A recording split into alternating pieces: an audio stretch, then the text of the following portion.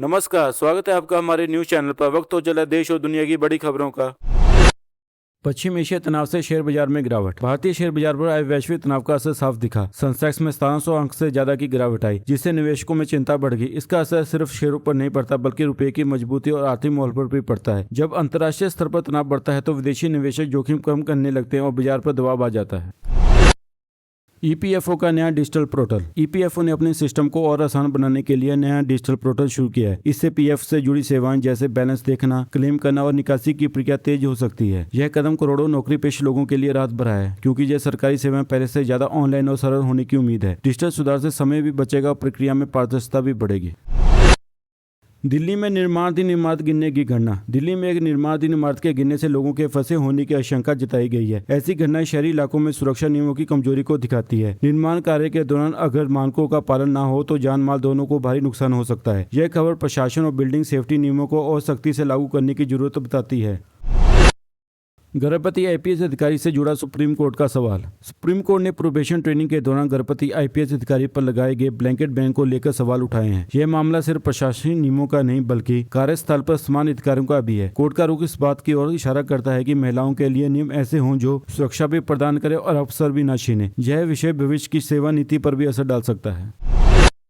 Doctor और staff पर हमले का मामला। थाने के अस्पताल में डॉक्टर और स्टाफ पर कथित हमले की खबर गंभीर चिंता पैदा करती है। स्वास्थ्यकर्मी पहले ही तनावपूर्ण माहौल में काम करते हैं, दोनों उन पर हमला बेहद निंदनीय माना जाता है। इस तरह की घटनाएं अस्पताल में सुरक्षा व्यवस्था पर सवाल खड़े करती है। मरीजों और उनके परिजनों को संयम बनाए रखने की जरूरत होती है ताकि इलाज का माहौल सुरक्षित बना रहे।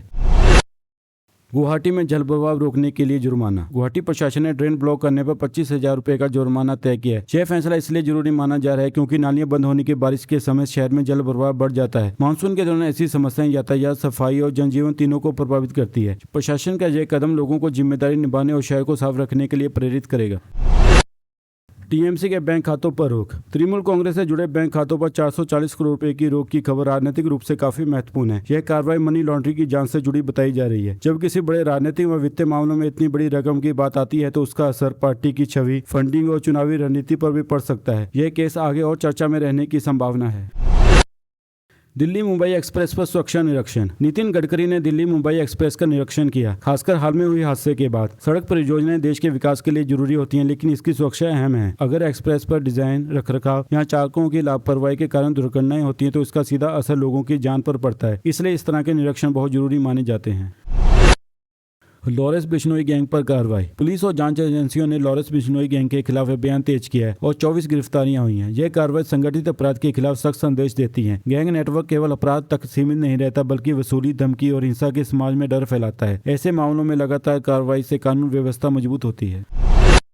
आईआईटी कानपुर को 10 करोड़ की डोनेशन। एडोब इंडिया के फाउंडर, जो आईआईटी कानपुर के एलुमनस भी हैं, ने नए स्टूडेंट हॉस्टल ब्लॉक के लिए 10 करोड़ रुपए का दान दिया। यह शिक्षा संस्थान में बुनियादी सुविधाएं बेहतर करने के लिए दिशा में बड़ा कदम है। अच्छे हॉस्टल, बेहतर पढ़ाई और छात्र जीवन के लिए सुविधाएं बहुत महत्वपूर्ण होती हैं। इस तरह की फिलैंथ्रोफी से भारत के उच्च शिक्षा संस्थानों को नई मजबूती मिलती है।